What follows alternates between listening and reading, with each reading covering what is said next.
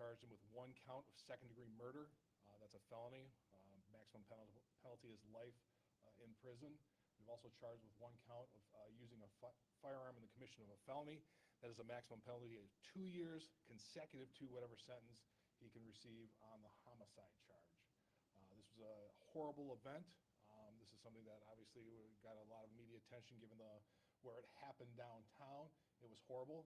This was not a random act of violence. This was, we can't say a whole lot about the facts, given that we just filed charges at this point in time, but we can say it's just not a random act of violence. There was a target. Unfortunately, Ms. Williams was not the target. She was just downtown minding her own business and got hit in a tragic set of circumstances here, and we feel horrible for her family and what they've gone through after this. We do not have any information on the arraignment. I believe it will maybe take place today, perhaps even tomorrow, but we do not have any official thing to announce on the arraignment. I'd like to compliment the chief and the Grand Rapids Police Department in terms of their investigation. I know they put a lot of man hours into this and did a lot, but I think this is also an example of the collaboration we do in these types of investigations with the Grand Rapids Police Department and, quite frankly, any department here in Kent County. When there's a serious event, when there's a violent event, my office assigns a prosecutor to work with the law enforcement. We assigned APA Blair Lockman to work with Grand Rapids Police in insisting on the investigation. We did use the investigative subpoena process, which gives us the opportunity to bring witnesses down to interview them in a court proceeding, kind of court setting, to try and get a statement. And we did that here. But it's an example of what we do to try and bring people to justice and to solve crimes like this, because we know the impact it has in this community. So that's about all I have to say. I'll turn it over to the chief for any statements he'd like to make.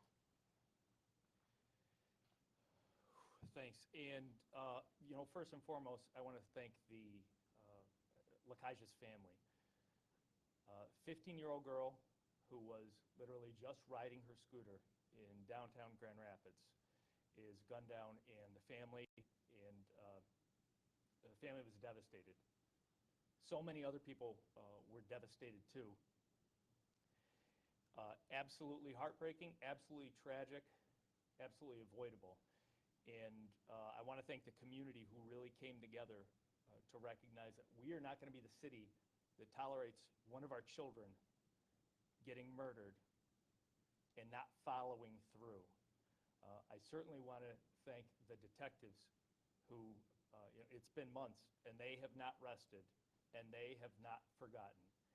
And we are very happy that we were able to bring some level of closure to Lakaja's family. And finally, I want to thank APA Lockman and certainly Prosecutor Becker, who for the past few years, we've seen a decrease in violent crimes against our children here in the city of Grand Rapids. And he's a big part of why that's happened.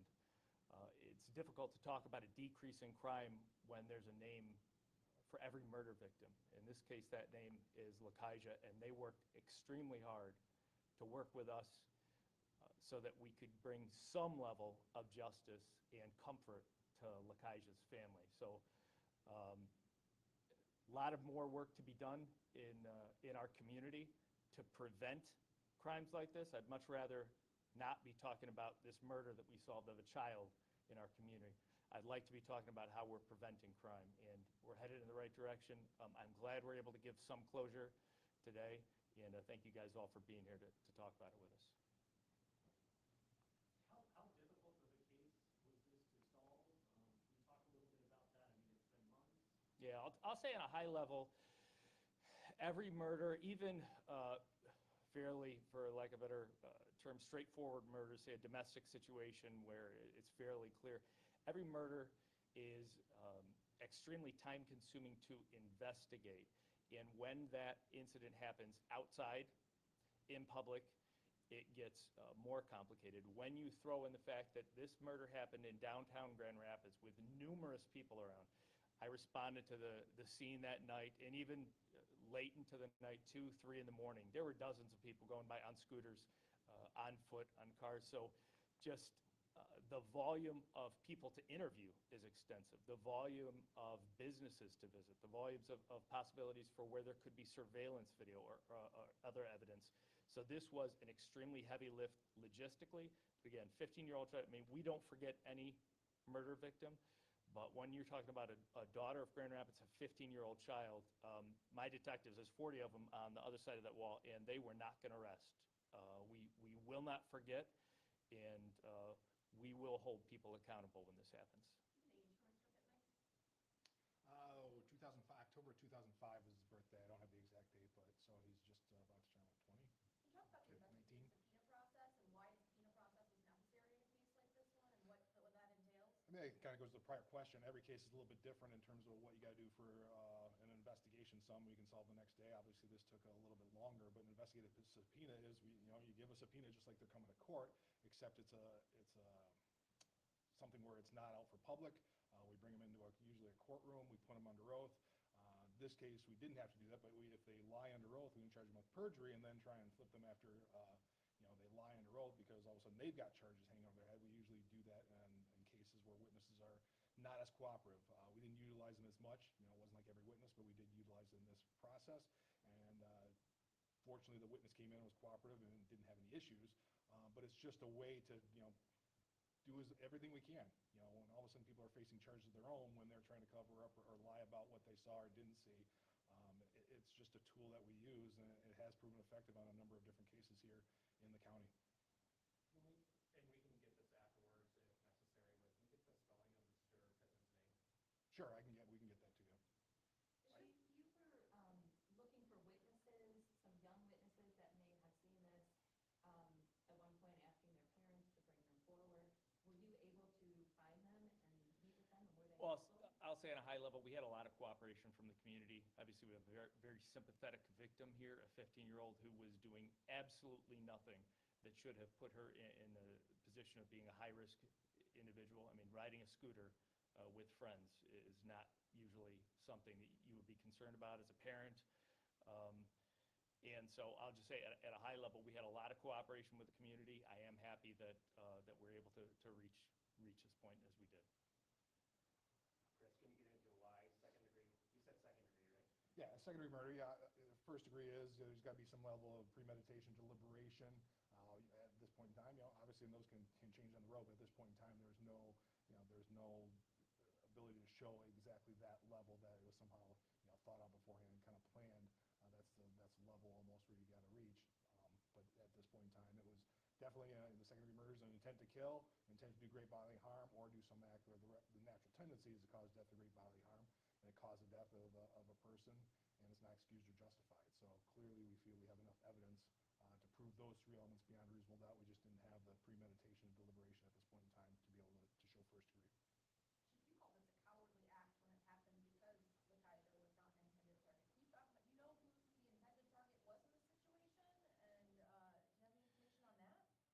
I don't, I know as a police department, we're not ready to share that information. Yeah, If you want to opine on that. Same thing, we have an idea who it was. We're not going to get into that at this point in time. It was somebody else, and there may be something developing out of that. So at this point in time, we're not prepared to delve into what that was. But clearly, she was not the target. Somebody else was, and unfortunately, she was caught in the crossfire. Was she with the target? Or was she with the No, she wasn't with the target. It was in the area, not with, but it wasn't like hanging out with him or friends with him or anything along those lines. And I think part of why, you mentioned cowardly. I can't paint the picture enough. Even half hour later, when I got on scene, even late into the night, 2, 3 in the morning, there's a lot of people downtown. There are a lot of individuals on bikes, on scooters, on foot. There's a very thriving, vibrant downtown.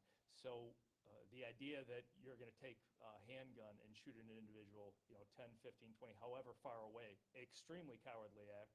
Number one, for the act, but number two, you have no idea where those rounds are going to go. And they travel a long way, and they're still deadly when they travel many blocks. Oftentimes when there's violence like this, law enforcement says they have a hard time getting witnesses, getting people to come forward, and to be able to actually solve the crime. How important was it to have those eyewitnesses and those people that came forward? It's pretty vital to have those witnesses. I mean, there's a lot of evidence where it comes to homicide with a gun, forensic evidence, et cetera. But when you're talking about a 15-year-old child that's murdered, one of the things I said earlier is we as a city, we throw away the code of silence. There is no tolerance of any sort of gang culture. I mean,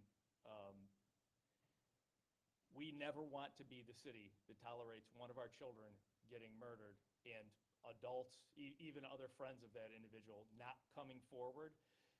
There is absolutely no way to morally defend silence when it comes to a child being murdered. So vital and very happy that the community came together for this one.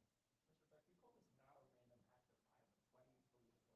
Because it wasn't just somebody just shooting to shoot, like, randomly shooting into a group. There was somebody they were after. They wanted to shoot that person. Unfortunately, somebody else got caught up in it. And there's a beef, if you will, between them. There's a reason he wanted to. So it wasn't just somebody, deciding to, fire off some rounds because they wanted to just scare people or cause some sort of thing. They were going after an individual. They didn't get that individual, got somebody else. So it wasn't random in that sense. Chief, this homicide was about 2 weeks before the Emily or Penn homicide. That's right. Your detectives, GRPD, can you talk about the efforts you guys are doing to help solve another murder of a teen just 2 weeks later? That's right. And another case where we had a 15-year-old child murdered in public with many witnesses. He was playing football. Again, not conducting himself in any way that you would be worried that here's a 15-year-old child that's going to be placed in harm's way. He was just out playing with his friends, and he was shot. And this was broad daylight. So many witnesses. There's a lot of housing around there, a large apartment building, a lot of people for our detectives to talk to, and we're very methodical. We're methodical with the forensic evidence.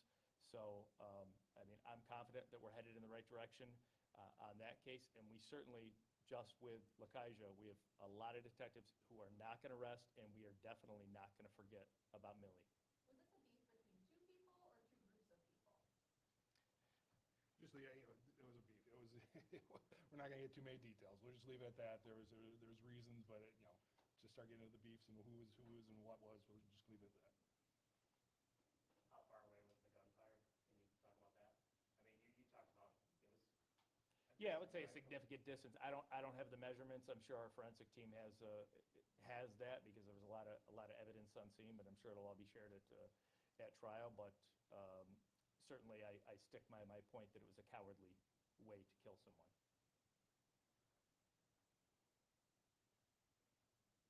Okay. All right. Good. Thank you guys so much for being here.